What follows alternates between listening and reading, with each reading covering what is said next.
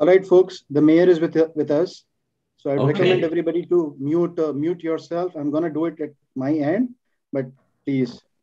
Okay. Over to you, Zara. Okay, awesome. All right. Good morning, everybody. I hope you're all doing amazing. Thank you for joining us this early in the morning. Whether you're joining us live or as many of you probably are, you're probably watching our recorded live stream. Again, you can participate over on our YouTube channel, or if you have any questions as we go, feel free to enter them into the Zoom chat. Raise your hand as well if you have any questions, concerns, anything that comes up during our webinar. We do have a packed event for us today. Again, so we're here from Peace Services, and we're an organization dedicated to empowering seniors within our community. Today's presentation, we've got the Honorable Mayor Patrick Brown with us today, as well as our founder, Mr. 𝗩𝗲𝗀𝗀𝗀𝗀, the founder of Peace Services. So we do have quite a bit of an itinerary today. But again, normal housekeeping, try to stay muted unless there is any pressing concern. Feel free to speak up. Also, again, raise your hand if you have any questions. And if anything comes up after the meeting, feel free to reach out to us via email or any of our social media. Without further ado, though, I'll be handing it over to Mr. 𝗩𝗲𝗀𝗀𝗀𝗀. Sir, why don't you take it away? Yeah,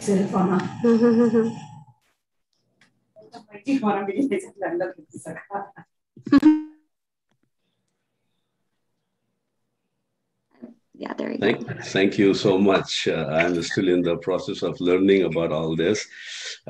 Honorable Mayor, sir, so nice to see you. You know, before I begin about the Peace Services, I wanted to personally welcome you, our Mayor of Brampton, Honorable Patrick Brown, to this webinar organized by Peace Services. And we acknowledge his support openly, and we really appreciate your presence, Mayor, because you are able to grace the occasion, and which is really appreciated.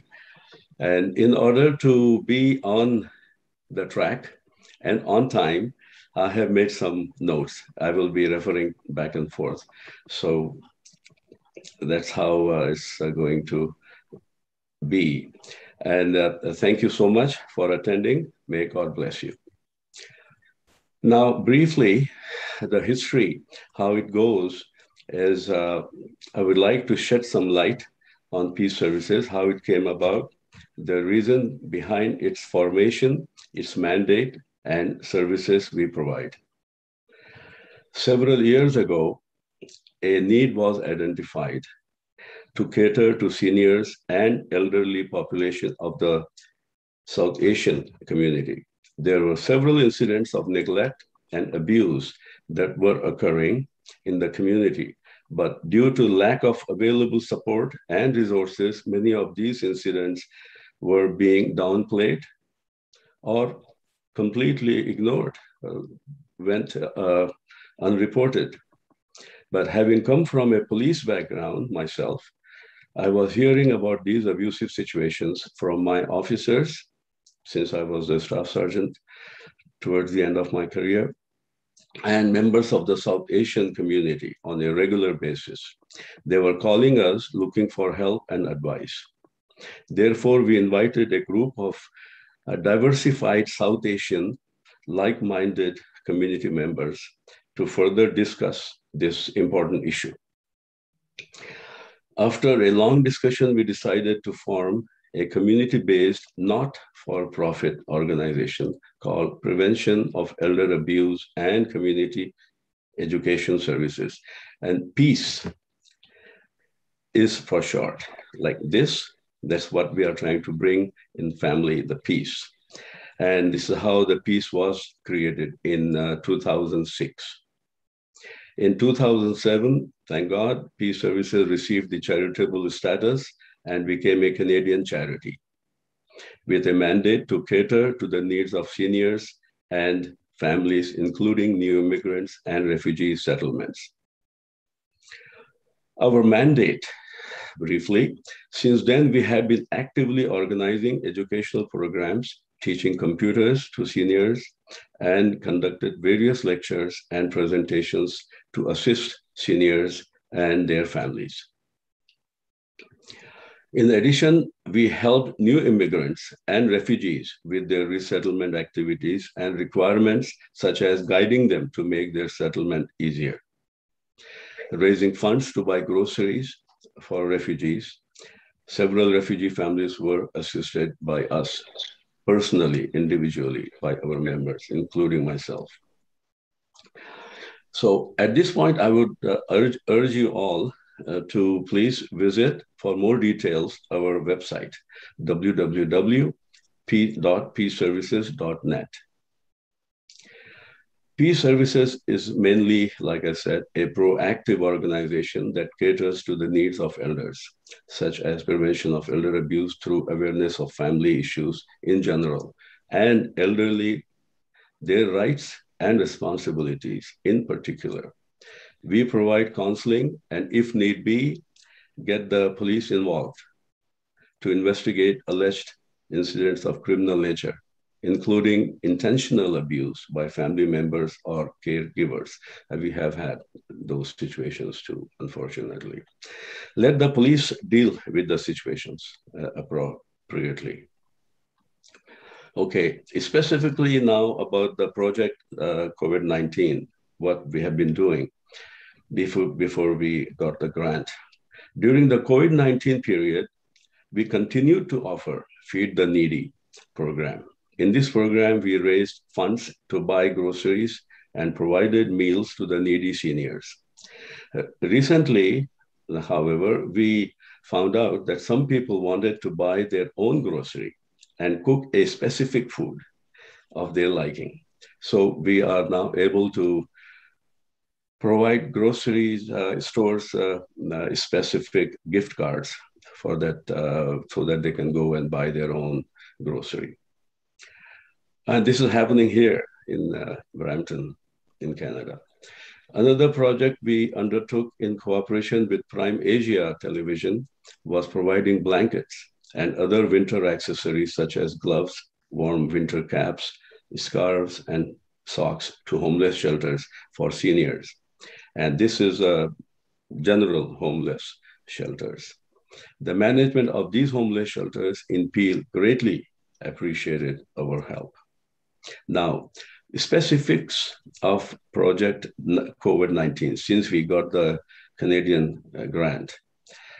Now that we have undertaken the Canadian government grant project of COVID-19 for seniors, we are required to organize webinars with guest speakers, such as today, I should say, it's only not even 11 yet, to organize webinars with guest speakers to talk about topics that include the following: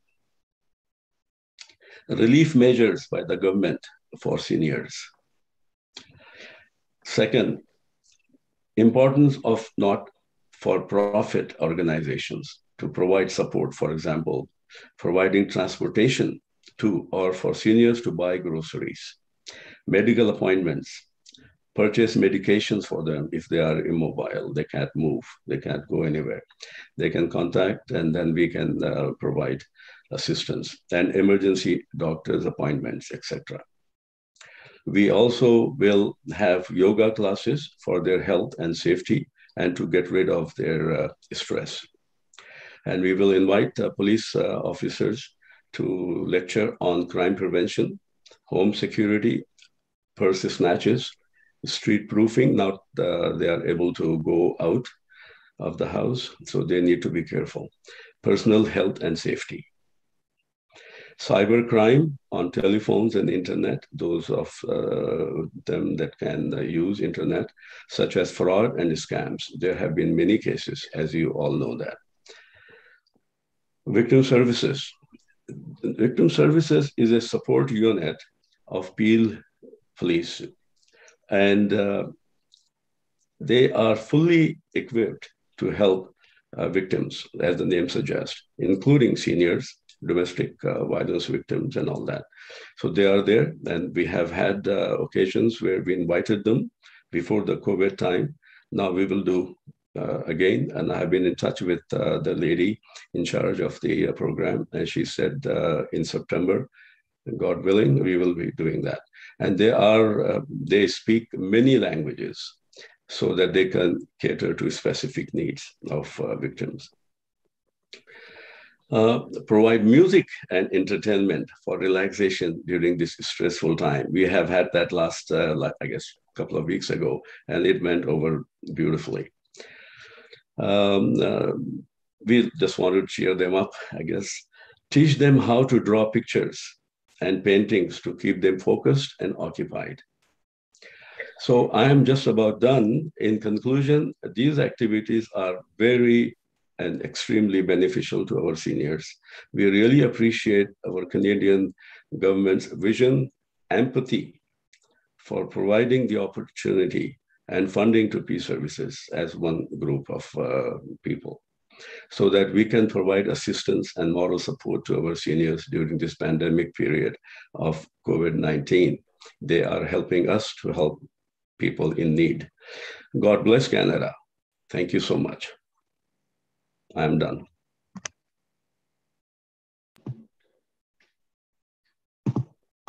Amazing. Thank you so much, Mr. Jamal Khan, for sharing more about PEACE's COVID-19 project. Again, if there's any participants interested in hearing more about or any more information, please feel free to join our mailing list or reach out. If you know any loved ones that also would be interested in attending PEACE events, PEACE is a community that's always open to new members. We're looking for more participants, so please come out. Now I'd love to, I guess, call upon Mayor Patrick Brown to speak more about, I guess, Brampton's COVID update, support for seniors, all of that. So I'm going to be handing over the mic to him now. Well, thank you. Thank you, Zara, and thank you, Jamal, for your leadership, and Imran for the invitation. It is great to join my friends with Peace Services once again, and I believe Urs from my office is also on the call.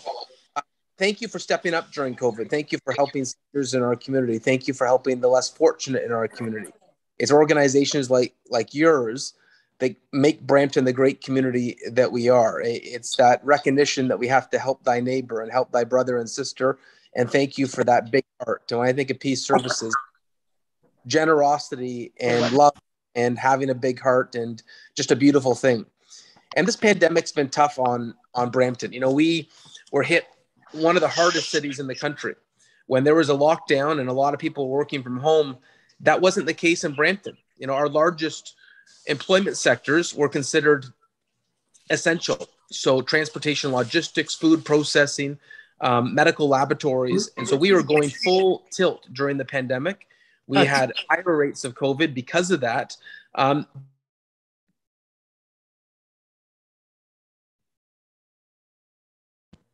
looks like the host accidentally muted me.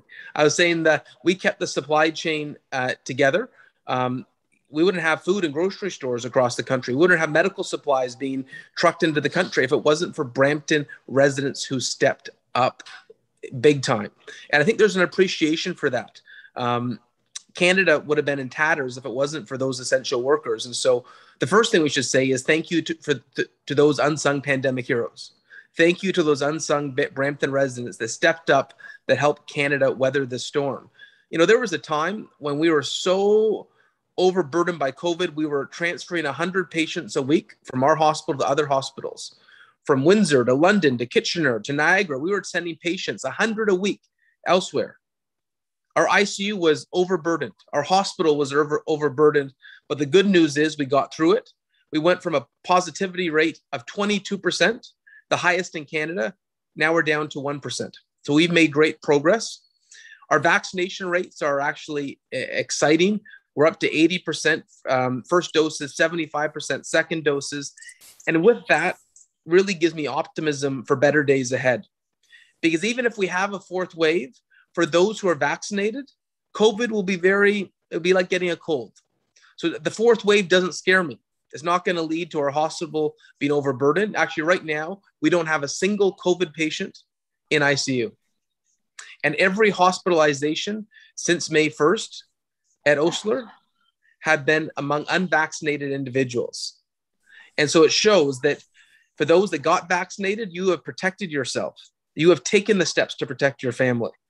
And I know we want to get more people vaccinated and more people protected. But, you know, I look at the big picture. Canada has vaccination rates that would be the envy of the world. There are, if you look at some of the states in the US where it's 40% vaccination, or some countries where it's 10% vaccination, boy, we are doing well. So hold your head high, Brampton. We have weathered a storm. And I'm so proud of our city and proud of our country. Now, it's not over yet, but I certainly feel that it's starting to be in the rear view mirror. And we just need to hope that we don't see any new variants emerge. We need to continue to stay diligent, but the hardest days are behind us. And now we just need to get back on our feet. I know this has been hard on local businesses, local restaurants, local shops. So please support our local businesses. This has been a heck of a year for them too. And let's look towards the future with optimism and appreciation.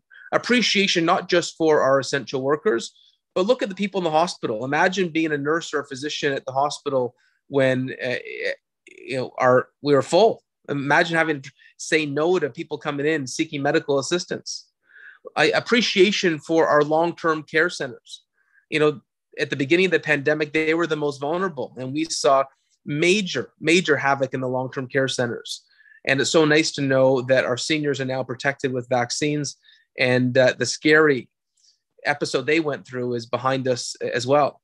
You know, we at one point in the spring of 2020 had the Canadian Forces come into Brampton to help with a few of our long-term care homes. So everyone stepped up, everyone pitched in, and I know there was some programs set up by the provincial and federal governments, whether it was rent subsidies or wage subsidies. Government adapted. I've never seen government work so well together. Normally, you know, there's sometimes dysfunction between the levels of government. I've never seen the provincial and federal governments work so quickly and collaboratively, and it was encouraging. And now as we leave the pandemic, I think Brampton's outlook is very optimistic. The provincial government just announced recently that we're going to be getting a new hospital. That's a $1 billion project on the site of the former Peel Memorial. They've also committed that we're getting a med school. The first medical school in 100 years in the GTA is coming to Brampton. We have a new transit facility that the federal government is committed to building in Brampton. We're changing our bus fleet to electrified buses. We're redoing our downtown with a Riverwalk and a Center for Innovation. So I really think it's sunny days ahead for the city of Brampton. We've gone through a tough year and a half, but with adversity comes better days, and you have weathered that adversity. And thank you for that. And thank you for Jamal, for Peace Services, Imran, for everything that this organization has done. You are part of the collective effort that got us through this storm. And thank you for that. Awesome. Thank you so much, Mayor. It's so nice to see you here, and especially your smile there. Very supportive, very positive, strong. Very nice. Okay, Zara. Yeah. Again, thank you very much, Mayor Patrick Brown, for such an inspiring, hopeful speech. Indeed, hopefully better days are ahead for Brampton. Super exciting things seem to be on our horizon. Now, I guess we'll be moving into one of the final portions of our webinar today. Are there any questions from the audience, from the participants? Before we pose some of our frequently asked questions that we've been getting, does anybody in our audience have questions that we have come up for Mayor Patrick Brown today? Please feel free to raise your hand. Let's see. Okay, I see. Vipul, did you raise your hand? Yes. Yeah. Okay, go for it. Yes, you may speak. Mayor Brown, quick question for you. Vipul Jani here. Good to see you again after a few weeks. Nice to see you. Yes, same here.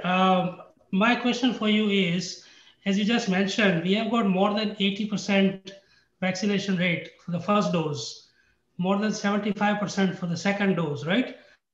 And that number is still going up as more and more people are still getting vaccinated every day. So with that high vaccination rate, what is the purpose, what is the logic of vaccine passports, which I believe, will create a lot of friction, a lot of division, a lot of stress for people, businesses, everybody alike. I mean, I don't really understand what is the purpose of it. Well, we haven't waded into that debate on a municipal level. I know the province of Ontario with Doug Ford and the government of Canada with Prime Minister Trudeau have said that all their civil servants are required to have vaccines. Otherwise, they can't continue to work for the federal or provincial government.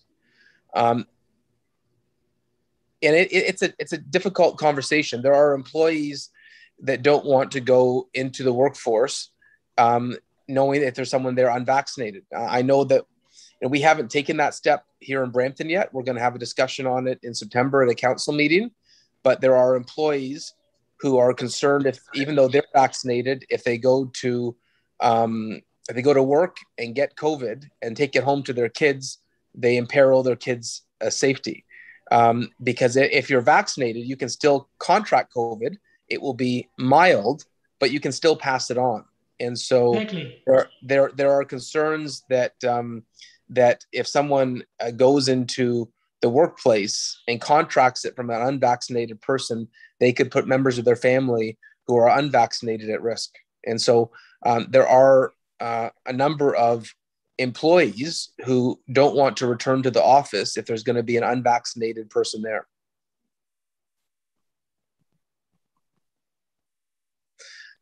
But that is the decision right now. The provincial and federal governments, we have not made that decision yet locally in Brampton.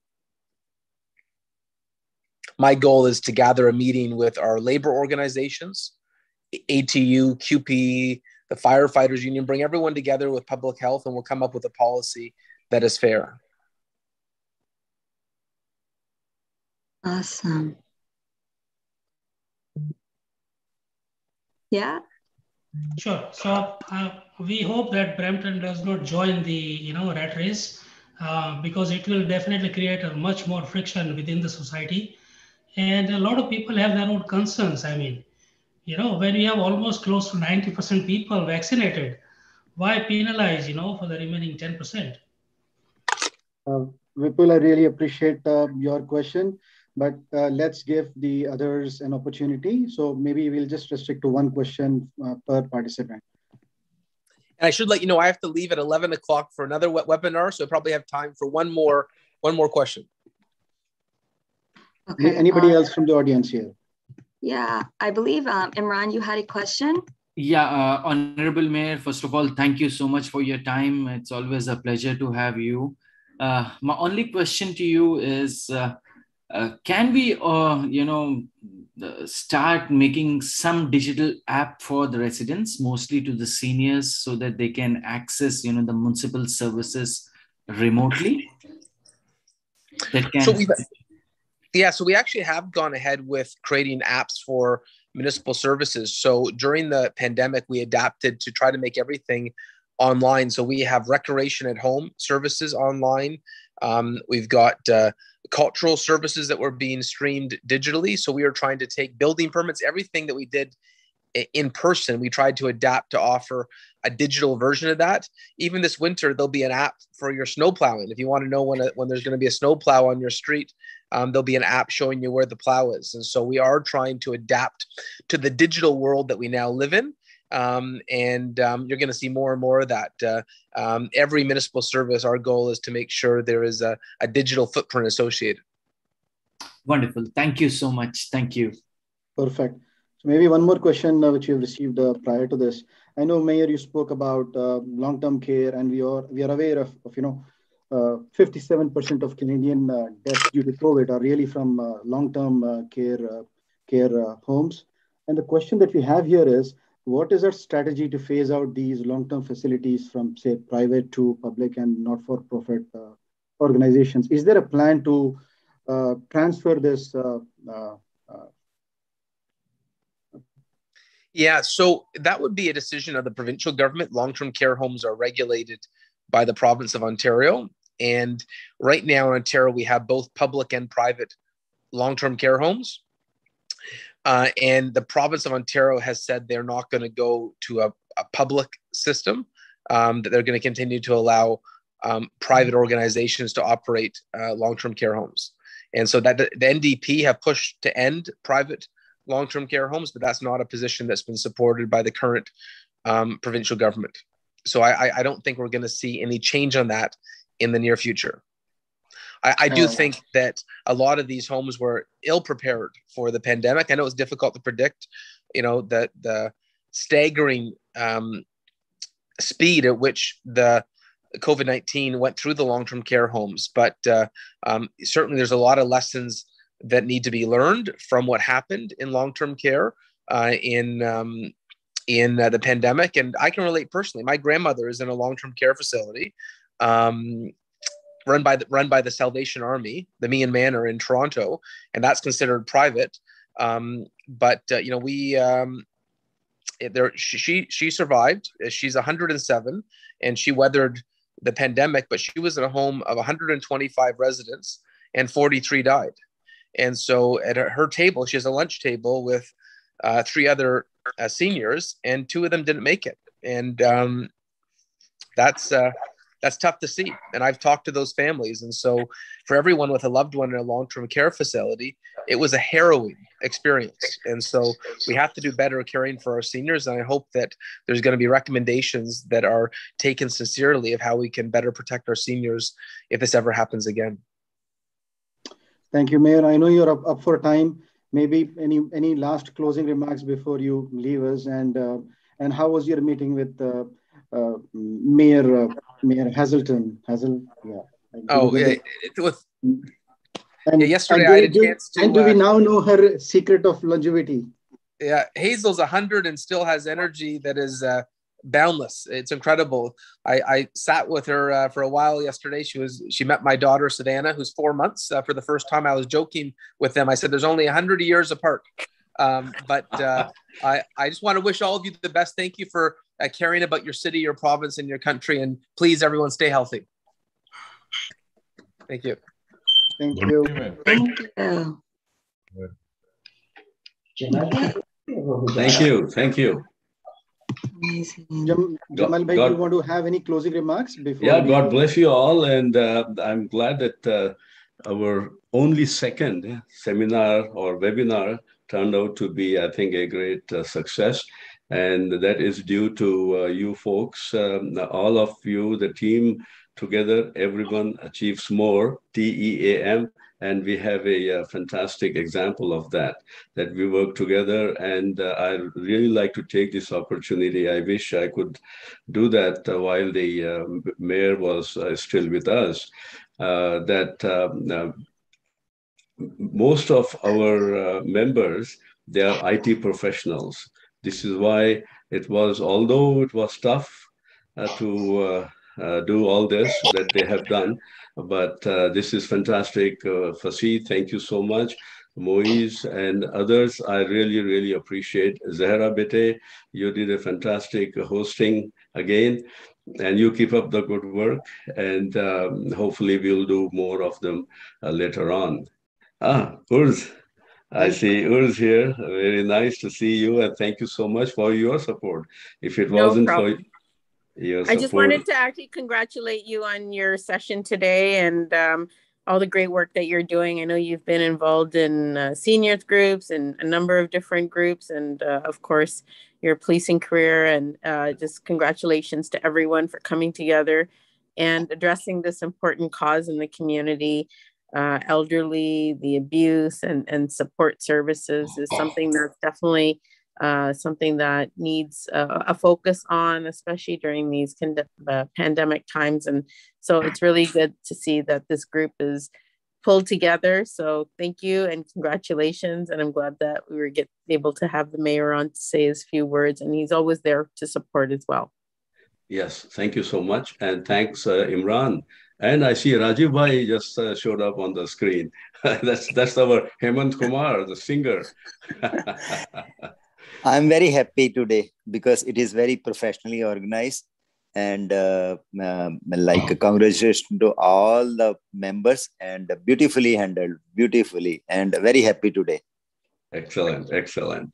Yeah, we just need your support, continued support, and you're a very valuable member of our team now. And I see 𝗏𝗏𝗏𝗏 is back on the screen, thinking. His mind is, the wheels are turning. But can you hear me? Oh, Mahmoodul Hayat Bhai. So nice to for you to join us. I met you. All right, guys. So I think we'll end the session now. And how about this? Before we go, I'll probably play a small clip from our YouTube channel. Just a closing, touch point for what we do. I'm going to share my screen, and then we'll end the call. Sure. Thank you. Thank you. Stay tuned.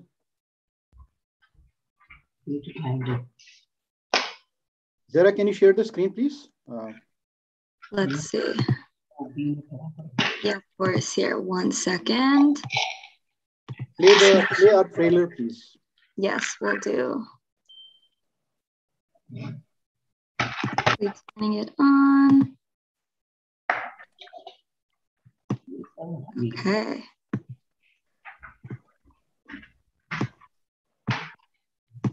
Okay. And let me share.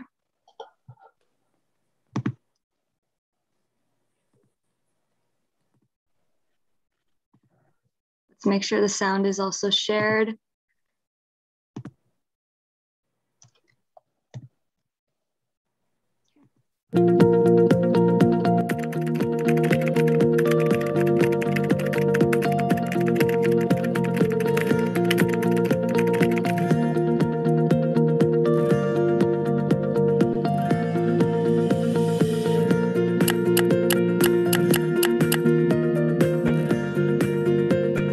तो through education, जिस तरह piece का नाम है, prevention of Elder abuse and community education,